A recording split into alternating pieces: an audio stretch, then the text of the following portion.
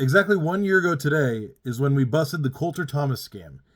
And here to tell us about it is Ray William Johnson. Love the art he did for this, by the way.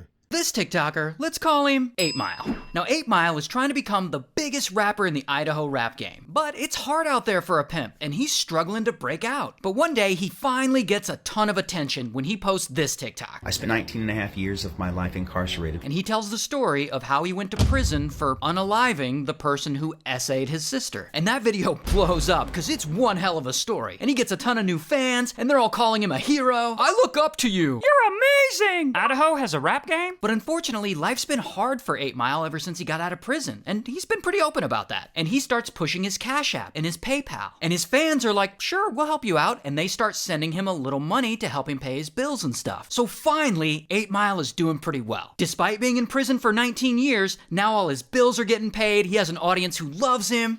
Until 8 Mile is collecting donations from his fans for about a year or two. Then this other TikToker, Brit Brat, she notices 8 Mile's videos and all his success, and she is not buying it. The kid's a douchebag, and he really needs to grow up and admit that he's taking advantage of people. Then this TikToker, Danish is like a social media crime stopper, and he sees Brit Brat's video, and it makes him skeptical of 8 Mile's story too. And he decides to do a deep dive to see what's really going on. So he digs around, and he finds records of all the charges against 8 Mile. And wouldn't you know, there's no record of any murder, nor is there any record of a 19-year prison sentence. So Danish reaches out to 8 Mile and invites him to a live stream so he can ask him about it. And he has a big following, so of course 8 Mile goes on his live stream and tells his story. Your crime officially was battery with intent to commit a serious felony, and I got bound over to adult. And 8 Mile basically explains that all this happened when he was a juvenile, so we don't really have access to the records. But Danish is a resourceful guy, and does he have access to all the records? Yeah, we do. Sure we do. And the records show that as a juvenile, 8 Mile was arrested for petty theft and tobacco possession, but no murder. So from all this, Danish can only come to one conclusion. You're a scammer. Shame on you for scamming people. And he apparently doesn't like scammers, because he doesn't stop at the live stream. He reports 8 Mile on Cash App, Venmo, PayPal. Then, as if that wasn't enough, somehow, Danish is able to find 8 Mile's sister, and he invites her onto a live stream. First of all, that whole story is not true at all. No one died. He never beat anybody up. And she basically says 8 Mile's story is all bullshit.